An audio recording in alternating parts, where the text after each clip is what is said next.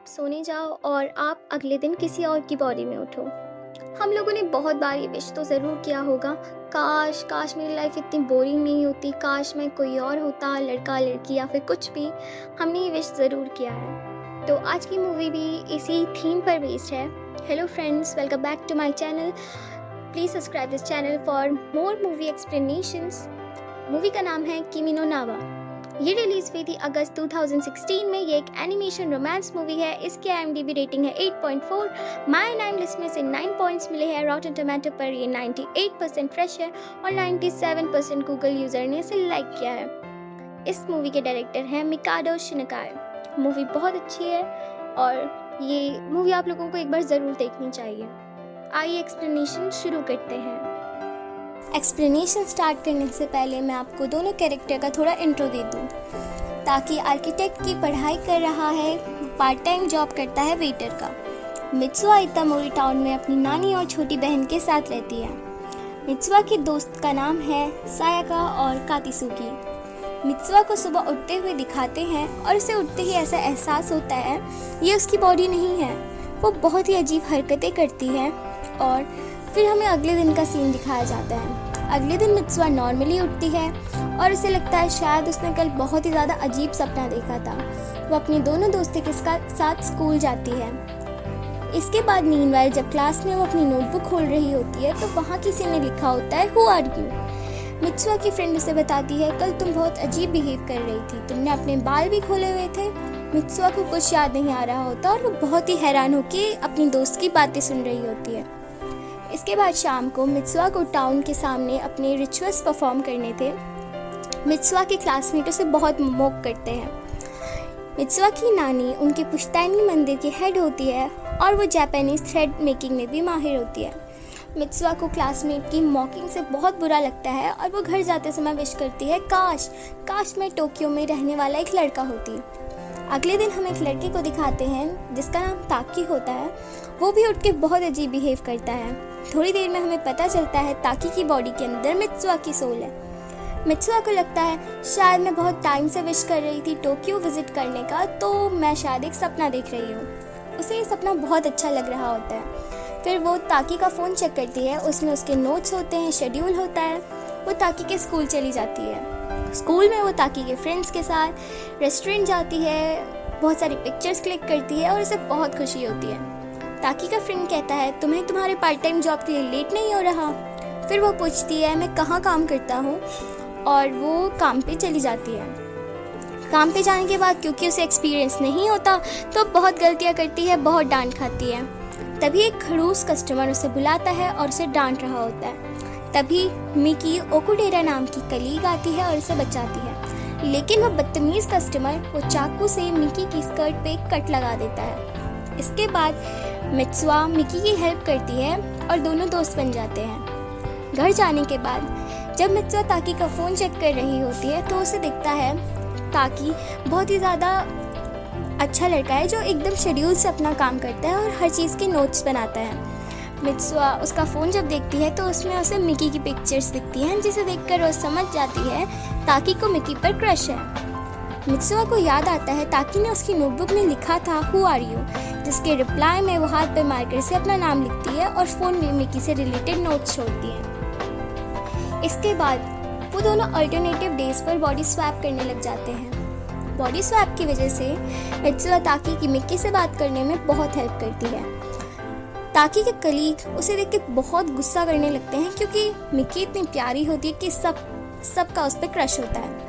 हमें दिखाया जाता है ताकी भी मित्सुआ की स्कूल में पॉपुलर होने में हेल्प करता है। एक दिन जब दोनों की बॉडी स्वैप हो जाती है तो मित्सुआ को अपनी दादी और छोटी बहन के साथ माउंटेन टॉप पर फैमिली श्राइन को विजिट करना होता है, लेकिन बॉडी स्वैप के कारण ताकी को मित्सुआ की जगह जाना पड़ता है। ताकी को कुछ समझ नहीं आता वो कहाँ जा रहे हैं। दादी माँ उन्हें स्टोरी बताती है हज़ारों सालों पहले वहाँ कॉमेट गिरा था जिसके टुकड़ों से उनके श्राइन गॉड का ओरिजिन हुआ।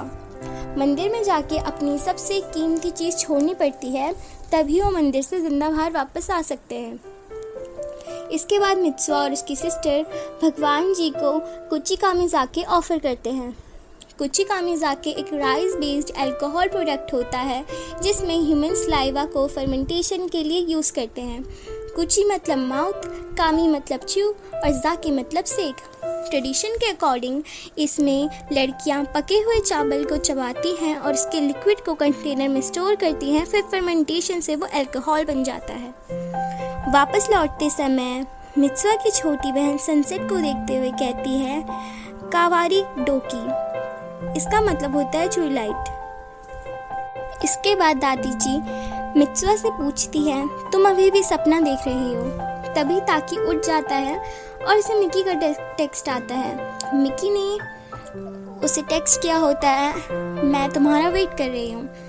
ताकी को कुछ समझ में नहीं आता। तभी मित्सुआ ने उसके लिए नोट्स छोड़े होते हैं।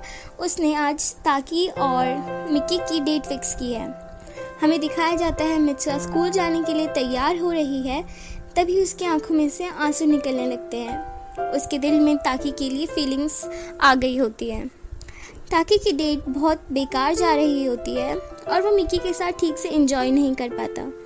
मिकी भी ताकी को कहती है आज ताकी बदला सा बिहेव कर रहा है और इसे दूसरा ताकी ज़्यादा पसंद है।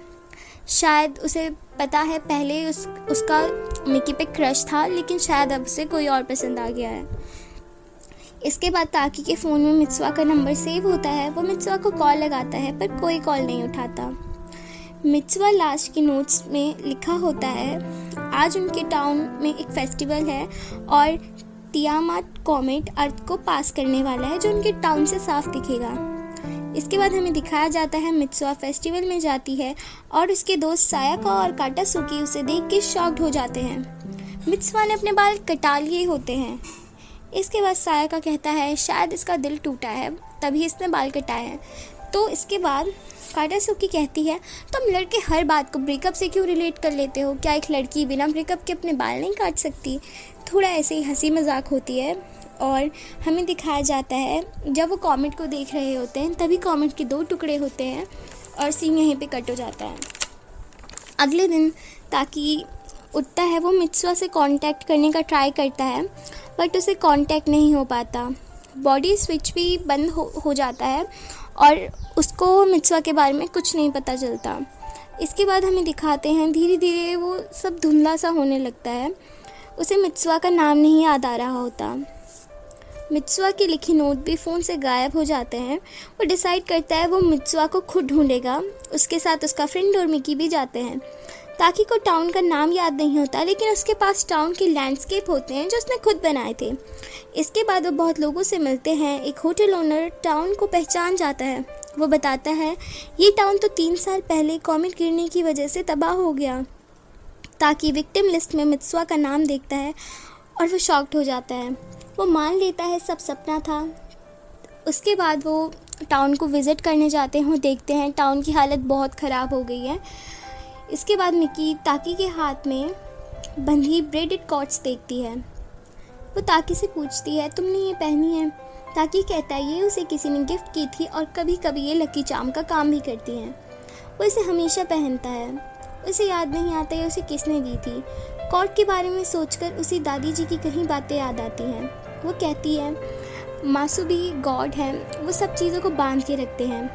उनकी इस आर्ट को रिप्रेजेंट करने के लिए ब्रेडेड कॉर्ड सबसे अच्छा एग्जाम्पल है, क्योंकि जो थ्रेड्स होती हैं वो टैंगल होती हैं, ट्विस्ट होती हैं, खुलती हैं, फिर एक साथ कनेक्ट हो जाती हैं। इसके बाद उसे श्राइन याद आ जाता है। अगले दिन वो श्राइन के लिए अकेले ही निकल पड़ता है। वो मंदिर देखकर बहुत खुश हो जाता है।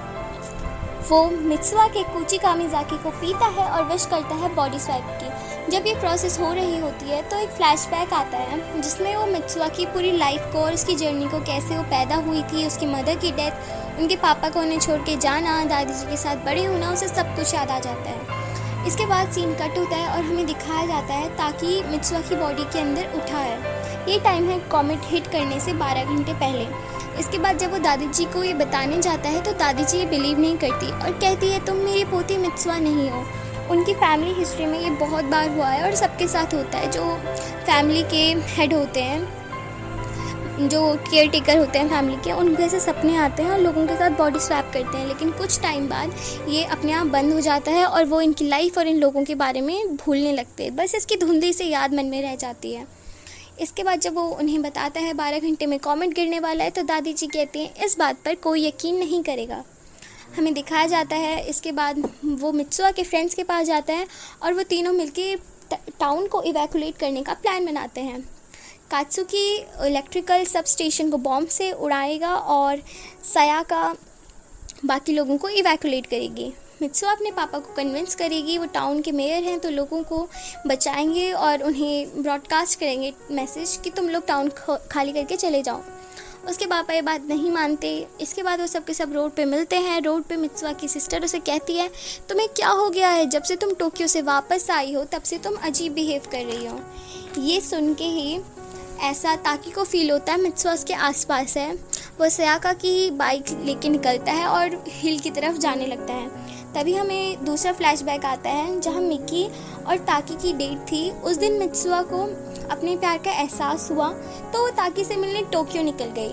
जब वो ट्रेन में आमने सामने आए तो ताकी मित्सुआ को पहचान नहीं पाता, क्योंकि टाइमलाइन है 2013 और 2016 में ताकी मित्सुआ को जानता है। इनके बीच में एक टाइम ट्रैवल वाला थोड़ा गैप है, तो इस वजह से मित्सुआ ताकी को पहचान पाती है, लेकिन ताकी मित्सुआ को नहीं पहचान पाता।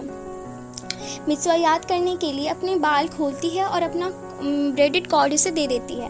तभी से ताकि ये ब्रेडेड कॉर्ड अपने हाथ में पहनता है। उसे याद नहीं था ये उसे किसने दिया है, लेकिन अब उसे याद आ जाता है। इसके बाद हमें दिखाते हैं वो हिल की तरफ जा रहा होता है। वहाँ ताकी की बॉडी में मित्सुआ भी उठती है, जो टाउन की हालत देख के बहुत चौंक जाती है। इसके बाद वो माउंटेन में चढ़ते हैं और दोनों को एक दूसरे की आवाज़ आ रही होती है। वो एक दूसरे को फील कर पा रहे होते हैं, लेकिन देख नहीं पाते। हमें दिखाया जाता है इसके बाद अचानक से ट्विलाइट शुरू होता है और वो एक दूसरे को देख पाते हैं। वो दोनों के दोनों बहुत इमोशनल हो जाते हैं और ये सबसे फेमस सीन है इस मूवी का। ताकि मित्सुआ को कॉर्ड वापस करता है और बताता है उसने 3 साल एक कॉर्ड संभाल कर रखा। अब ट्विलाइट ख़त्म होने वाला है, ये एक दूसरे को भूल ना जाए, इसलिए वो डिसाइड करते हैं एक दूसरे के हाथ पर अपना नाम लिखना। इसके बाद ताकी मित्सुआ के हाथ पे नाम लिखता है, लेकिन जैसे ही मित्सुआ ताकी के हाथ में नाम लिखने वाली होती है तब तक ट्विलाइट ख़त्म हो जाता है और वो दोनों के दोनों अपनी बॉडी में और अपने टाइमलाइन में वापस पहुंच जाते हैं। ताकि सब भूलने लगता है। वो कहता है उसका नाम है मित्सुआ मित्सुआ मित्सुआ मित्सुआ, और ये कहते कहते वो रोने लगता है और कहता है उसका नाम क्या है। वो मार्केट से अपने हाथ पर उसका नाम लिखने की कोशिश करता है, लेकिन वो बहुत हार्ड ट्राई करता है, उसे कुछ याद नहीं आता। हमें दिखाया जाता है मित्सुआ अपने दोस्तों के साथ अपने प्लान को सक्सेसफुल करती है और टाउन खाली करवाती है। वो अपने पापा को कन्विंस कर लेती है, टाउन के लोग बच जाते हैं। जब वो भाग रही होती है कॉमेट को देखते हुए तो अचानक गिरती है। वो जब गिरती है आंखें खोल के अपना हाथ देखती है, उसमें ताकी ने लिखा होता है आई लव यू। वो अपना नाम नहीं लिखता। मित्सुआ भी बहुत ट्राई करती है ताकी का नाम याद करने की, लेकिन उसे ताकी का नाम नहीं याद आता और वो रोती है। हमें दिखाया जाता है इसके बाद उनकी जान बच गई है। 5 साल बाद 2022 में हमें ताकी दिखाया जाता है, जो कहता है उसे ऐसा लगता है he is always searching for something and someone. उसे बहुत खालीपन सा लगता है, ऐसा लगता है जैसे उसने अपना बहुत कुछ खो दिया हो। एक दिन वो दोनों ट्रेन में जा रहे होते हैं, बट उनकी ट्रेन पैरेलल होती हैं। वो एक दूसरे को देखते हैं, दोनों एक दूसरे को देखकर कनेक्टेड सा फील करते हैं। दोनों अपनी ट्रेन से उतरते हैं और भाग के एक दूसरे के डायरेक्शन में जाते हैं। वो दोनों स्टेयर्स पर मिलते हैं, दोनों एक दूसरे को देखते हैं और एक दूसरे को क्रॉस कर देते हैं। तभी ताकी पीछे देखता है और पूछता है क्या हम कभी पहले मिले हैं। मित्सुआ इसका रोते हुए रिप्लाई करती है मुझे भी यही लगता है। दोनों के दोनों एक दूसरे के आंखों में देखते हैं और उनके आंखों से आंसू निकल रहे होते हैं। वो दोनों एक दूसरे से पूछते हैं किमी नो नावा यानी योर नेम, और यहाँ पे बेहतरीन मूवी ख़त्म हो जाती है। मूवी बहुत अच्छी है, प्लॉट भी बहुत अच्छा है, विजुअल स्क्रिप्ट सब बहुत अच्छा है मूवी का, लेकिन फिर भी जो लोग इस मूवी को पहली बार देखते हैं उन्हें थोड़ी डिफ़िकल्टी होती है मूवी को समझने में। मैं इसका एक सिंपल सा और छोटा सा प्लॉट दे रही हूँ। इसमें 2 टाइमलाइंस है, 2013 2016। लड़की 2013 में है, लड़का 2016 में है। दोनों के दोनों अपनी अपनी जगह हैं, लेकिन ये दोनों बॉडी स्वैप करते हैं, लेकिन एक दिन ये बॉडी एक्सचेंज वाली प्रोसेस बंद हो जाती है। तो लड़के को कुछ याद नहीं आ रहा होता, उसके पास थोड़ी लिमिटेड मेमोरीज रह जाती हैं। वो 2016 में जब जगह ढूंढने की कोशिश करता है जहाँ लड़की रहती थी, जो टाउन होता है इटामोरी, तो उसे पता चलता है ये टाउन 3 साल पहले एक कॉमेट गिरने की वजह से तबाह हो गया है। वो इसके बारे में रिसर्च वगैरह करता है, तो उसे ऐसा लगता है शायद वो एक सपना देख रहा था, तो उसे समझ नहीं आ रहा होता वो किसी गोस्ट से इंटरेक्ट कर रहा था, ये क्या हो रहा था। हमें दिखाया जाता है लास्ट में ऐसा, मतलब कि उसे याद आता है उस मंदिर के बारे में जो इस लड़की का पूर्वजों का मंदिर था। वहाँ वो कूची कामिज़ाकी चढ़ाते हैं, वो उसके कूची कामिज़ाकी को पीता है और उस मंदिर में विश करता है वो एक बार लास्ट बार उस लड़की की बॉडी में जा सके। उनकी फिर एक बार बॉडी स्वैप होती है जिसमें वो उठता है, सब टाउन वालों को बचाता है। वो दोनों के दोनों अपनी अपनी इसके बाद टाइम लाइन में वापस आ जाते हैं, लड़का 2016 में और लड़की 2013 में। दोनों के दोनों को एक दूसरे के बारे में कुछ याद नहीं रहता और एक दिन वो फिर से टोक्यो में मिलते हैं और मूवी एंड हो जाती है। उन दोनों को कुछ ना याद रहने की 2 रीज़न हो सकते हैं। पहला रीज़न, इसे मैं बिलीव करती हूँ, क्योंकि लड़के ने उसका ड्रिंक पी लिया था, अल्कोहल ड्रिंक जो चढ़ाते हैं भगवान जी को, कुची कामिज़ाकी। तो दादी जी ने बताया था उस मंदिर में कोई अगर एंटर करता है तो उसे एक चीज़ छोड़नी पड़ती है जो उसे सबसे प्यारी होती है। लड़के को सबसे प्यारी उस लड़की की मेमोरीज़ होती हैं जो उसके पास थोड़ी सी रह गई थी। तो जब वो मंदिर से बाहर निकलता है तो उसकी सारी मेमोरीज़ मिट जाती हैं और वो ब्रेडेड कॉर्ड भी लड़की को वापस दे देता है, तो उसके पास लड़की की कोई निशानी ही नहीं रहती। दूसरी थ्योरी ये है, दादी जी ने खुद कहा था उनकी फैमिली में ये सबके साथ होता है। तो एक पॉइंट के बाद सबके सब जो दूसरा इंसान है उसकी मेमोरीज़ को भूल जाते हैं और ये सब एक सपना सा लगता है। तो ये 2 थ्योरी हैं उन दोनों के एक दूसरे को याद ना रखने की। आई होप मैंने ये सिंपल से सिंपल तरीके में समझाया होगा। That's all for today. Thank you so much. अगर आपने चैनल सब्सक्राइब नहीं किया है तो आप चैनल को सब्सक्राइब करें and keep watching and keep loving. Thank you so much. Bye bye.